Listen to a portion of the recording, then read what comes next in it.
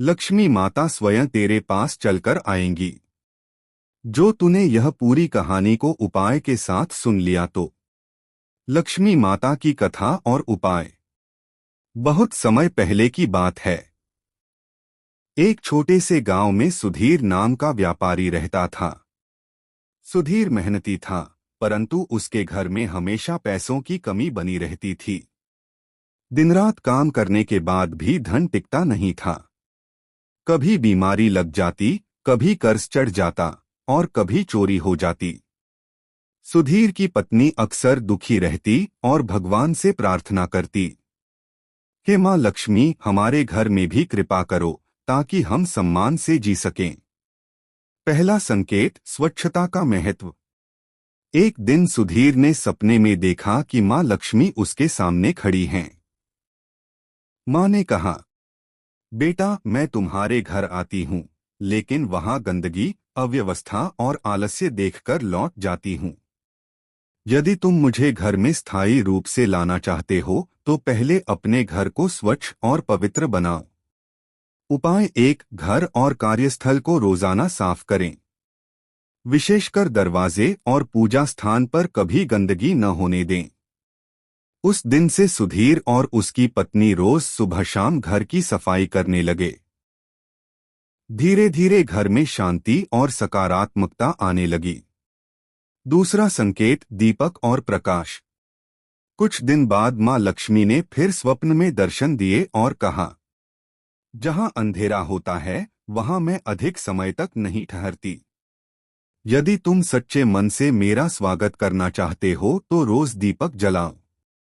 उपाय 2, प्रतिदिन सुबह शाम घी या तेल का दीपक जलाए, विशेषकर तुलसी के पास और घर के मुख्य द्वार पर।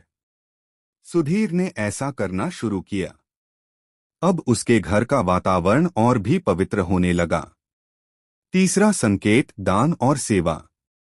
माँ ने तीसरे दर्शन में कहा, धन केवल अपने लिए नहीं, दूसरों की मदद के लिए भी होता है। जब तुम दान करोगे तब तुम्हारा धन कभी खत्म नहीं होगा।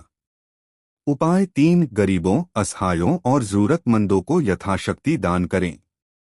इससे घर में धन की वृद्धि होती है। सुधीर ने यह नियम बना लिया कि हर महीने अपनी कमाई का कुछ भाग जरूरतमंदों को देगा। चौथा संकेत, मंत्र और पूजा। माँ ने चौथे दर्शन में कहा, धन पाने के लिए केवल मेहनत ही नहीं, आस्था और श्रद्धा भी जरूरी है। यदि तुम प्रतिदिन मेरे मंत्र का जप करोगे तो मैं अवश्य प्रसन्न होंगी। उपाय 4, रोज सुबह श्री महालक्ष्मी नमः मंत्र का 108 बार जप करें। सुधीर ने नियम से जप करना शुरू किया। धीरे धीरे उसके मन में आत्मविश्वास और शांति आने लगी। पांचवा संकेत, समय का महत्व।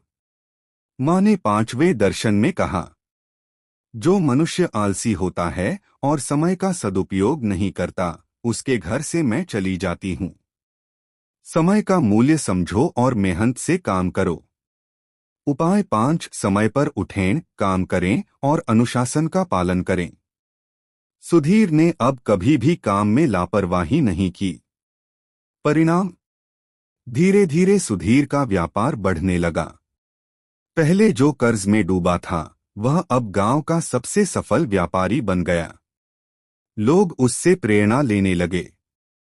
गांव वाले पूछते, भाई अचानक तुम्हारी किस्मत कैसे बदल गई? सुधीर मुस्कुराकर कहता, यह सब माँ लक्ष्मी के बताए उपाय हैं, स्वच्छता, दीपक, दान, मंत्र और समय का महत्व। कहानी का संदेश, लक्ष्मी माता केवल धन की देवी ही नहीं बल्कि अनुशासन, मेहनत, दया और पवित्रता की देवी हैं। यदि हम उनके बताए नियमों का पालन करें तो न सिर्फ धन बल्कि शांति, समृद्धि और सुख भी हमारे जीवन में आता है। इस कहानी में मुख्य उपाय: 1, घर कार्यस्थल की स्वच्छता बनाए रखें। 2, दीपक और रोशनी से घर को पवित्र करें। 3, दान और सेवा का भाव रखें। 4, माँ लक्ष्मी के मंत्र का जप करें। 5, आलस्य त्याग कर समय का महत्व समझें।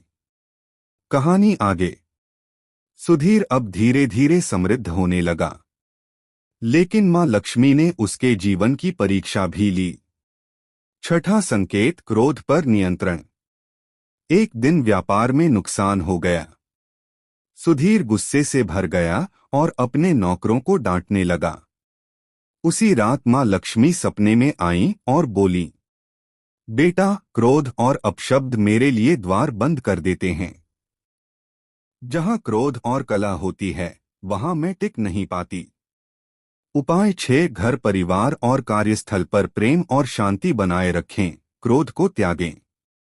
सुधीर ने इस सीख को याद रखा। अब वह चाहे जितनी भी समस्या हो, धैर्य से काम लेता। सातवां संकेत, जल और पौधों का महत्व।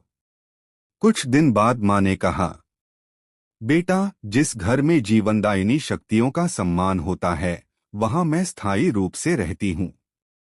जल और पौधे मेरी प्रियता हैं। उपाय 7, घर में तुलसी, मनी प्लांट और पीपल जैसे पौधे लगाएं। रोज जल चढ़ाएं।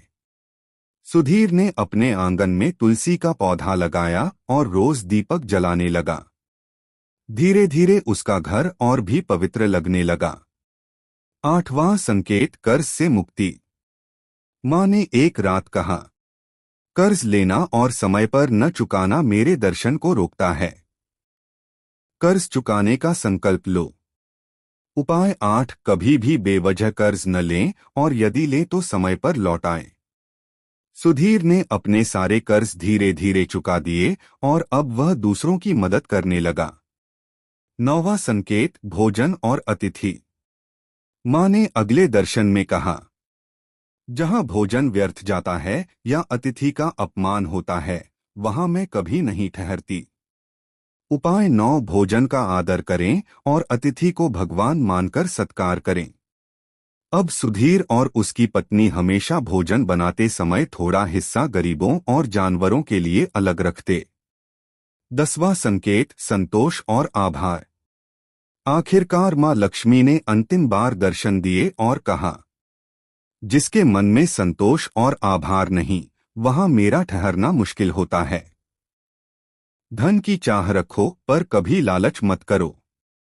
उपाय 10, जो है उसका आभार माने और संतोष रखें। चरम बिंदु, क्लाइमैक्स। अब सुधीर का जीवन पूरी तरह बदल चुका था। उसका घर समृद्धि से भर गया था। लोग दूर दूर से आकर उसकी सफलता का रहस्य पूछते। सुधीर कहता, मेहनत तो हर कोई करता है, लेकिन मां लक्ष्मी तभी आती हैं जब हम स्वच्छता, शांति, दान, अनुशासन, संतोष और श्रद्धा को जीवन में उतारते हैं। गांव के लोग सुधीर से प्रभावित होकर वही उपाय करने लगे।